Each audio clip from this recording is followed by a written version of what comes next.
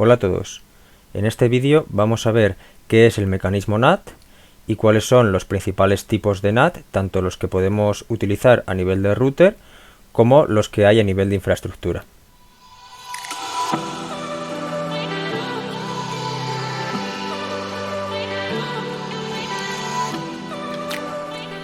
Bueno, lo primero que tenemos que saber es que NAT, más que un protocolo, es en realidad un mecanismo de traducción de direcciones, como su nombre indica, que se utiliza principalmente en los routers, tanto domésticos como profesionales. Antes de entender qué es el NAT, lo que tenemos que saber es qué son las redes privadas. Una red privada es un tipo de red que no está conectada directamente a Internet. Esto de directamente lo que quiere decir es que la red privada puede estar conectada a Internet, pero lo estará mediante un dispositivo que habitualmente será un router. Una de las características de estas redes privadas es que las IPs que tienen los equipos que están conectados a ella pueden ser totalmente arbitrarias. Es decir, que yo podría darles a los equipos cualquier tipo de dirección si no estuviéramos conectados a Internet.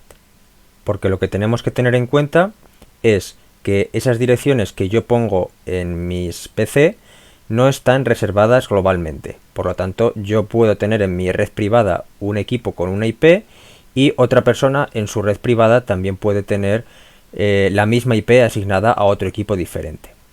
Por ese motivo existen unos rangos de direcciones IP que son los que se suelen usar para según qué clases de IPs, ¿no? Por eso habitualmente nosotros cuando asignamos IPs a nuestros equipos domésticos, pues las asignamos con estas direcciones o este rango de direcciones, ¿no? 192, 168, pues cualquiera de las que van desde la 00 hasta la 255, 255. Pues bien, podríamos usar estos rangos en la clase B y en la clase A. Esto quiere decir que no va a haber direcciones públicas que usen este tipo de rangos, para evitar que un router confunda que una dirección esté o en su red privada o en su red pública. Una vez entendemos qué es una red privada, ya podemos entender qué es lo que hace el NAT.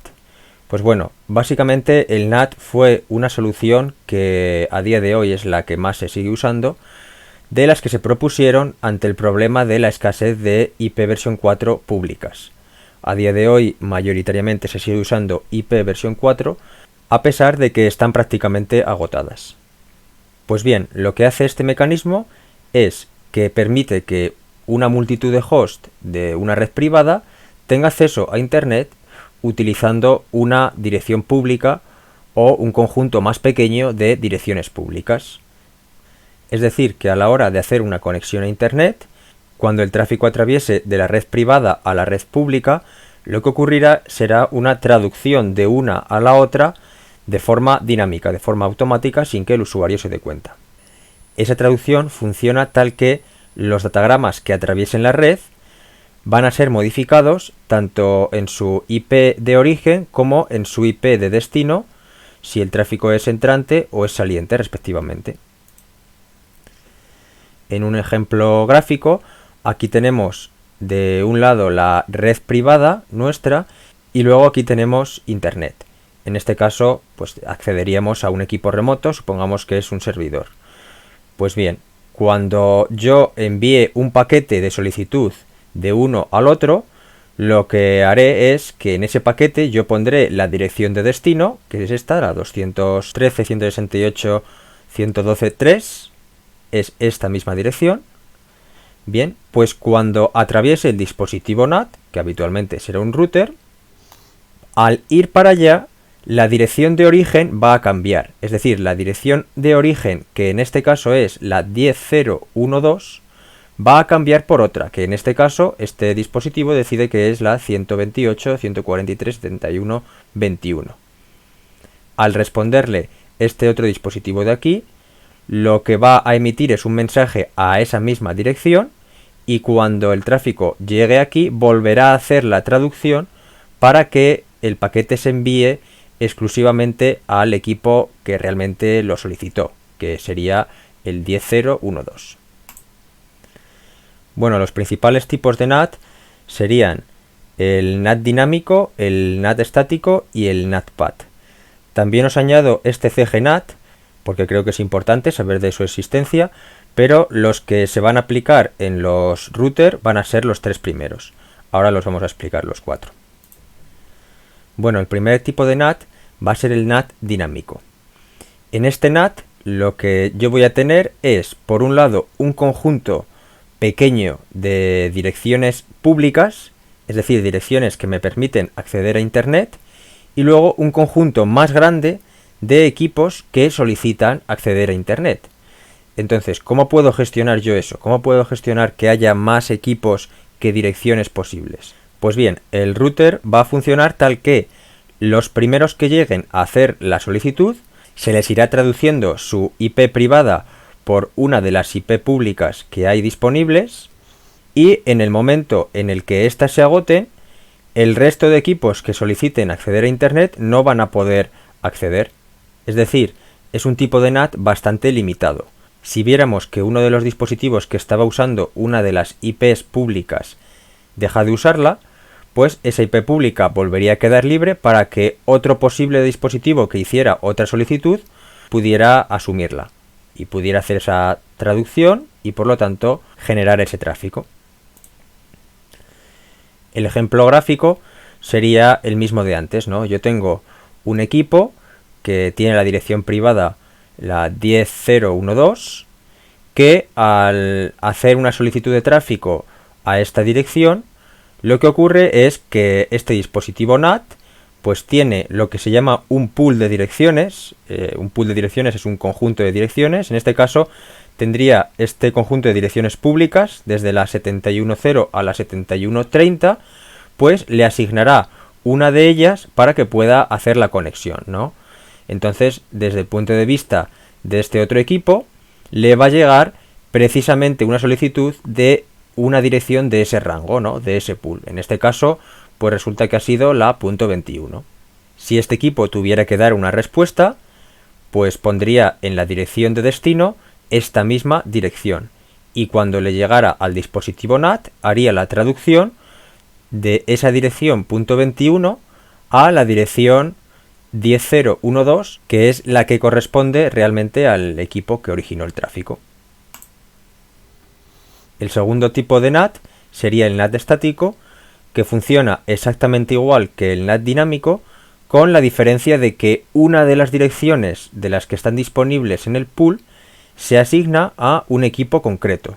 En este caso, aquí tendríamos un equipo, un servidor, que tiene la dirección 192.168.0.10, pues lo que se asigna es una dirección fija, que sería la 201.1.5 en este caso.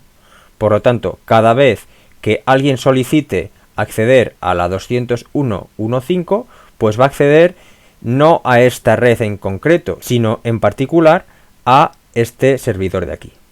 El resto de los dispositivos funcionará como funcionaba anteriormente en el NAT dinámico, es decir, que habrá un pool de direcciones que irá traduciendo las direcciones privadas a demanda. El ejemplo de uso claro de ese tipo de NAT serían las empresas que tienen algún tipo de servidor web. Para que un servidor web sea alcanzable desde la red pública, debe tener una IP pública y estática. Por lo tanto, cuando alguien en Internet haga una petición de esa página web, la hará a la dirección 201.1.5, lo que en realidad está haciendo es a un equipo que en su red privada se encuentra en la 168.0.10. El tercer tipo de NAT sería el NATpad, que es la traducción de puertos. En vez de ser una traducción de direcciones, este tipo de NAT consiste en una traducción de puertos. También se llama NAT con sobrecarga o NAT overload. Este es el tipo de NAT que tenemos todos nosotros en nuestra casa cuando conectamos múltiples dispositivos a un único router. Cuando salimos a Internet salimos con una única dirección. Es decir, en este tipo de NAT lo que tenemos es que múltiples dispositivos se conectan a Internet con una única dirección. Entonces, cuando nosotros emitimos tráfico a través de una única dirección, no hay ningún problema, da igual desde donde se emita. El problema va a ser cuando recibamos las respuestas, porque el router va a recibir todas las respuestas de las solicitudes de todos los dispositivos que hay aquí, es decir, ¿cómo sabe el router a quién corresponde cada una de las respuestas que le llegan? Pues bien, esto lo va a averiguar no solo a través de IPs, sino a través de los puertos. Los puertos son valores numéricos que se ponen después de las IPs con 2 puntos y que van a diferenciar los equipos que estaban dentro de una misma subred. A este tipo de NAT es lo que también se le llama como enmascaramiento IP o en inglés IP masquerading.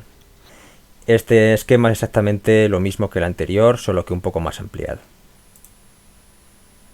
Y el último tipo de NAT que vamos a ver es un tipo de NAT que no funciona en los routers, al menos en los routers domésticos y ni siquiera en los routers profesionales de una empresa, sino que es un tipo de NAT que lo realizan los proveedores de Internet, es decir, los ISP.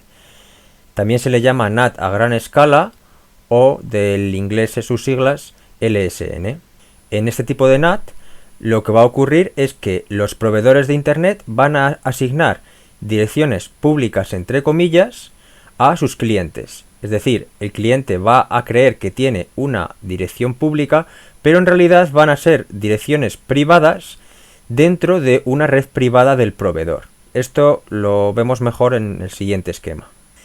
Aquí vemos varios clientes que tendrían varios dispositivos conectados a su router de casa y aquí tenemos que cada uno de ellos tiene su propia red privada. Cuando sale del router, en condiciones normales tendría una IP pública, pero ¿qué es lo que ocurre en este tipo de proveedores con CGNAT? Pues lo que ocurre es que en realidad no está saliendo a una red pública, sino que está saliendo a una red privada del propio proveedor. Por lo tanto, este proveedor puede agrupar a sus clientes como mejor le convenga. El proveedor al final lo que tendrá es un conjunto de direcciones públicas que podrá asignar a los diferentes usuarios según su demanda de tráfico o según el precio que paguen por el servicio o según el motivo que considere el proveedor. En cualquier otro tipo de proveedor, este paso intermedio no lo tendríamos y cuando nosotros salimos del router, lo que tendríamos es una IP que corresponde a las IPs de la red pública, es decir, de Internet. Bueno, pues este tipo de proveedores tienen sus ventajas y sus inconvenientes y es lo que me gustaría que vosotros buscarais por vuestra cuenta. De momento nada más. Si os ha quedado alguna duda de esta presentación, pues como siempre me podéis contactar a través del email o a través de los comentarios de este vídeo. Un saludo.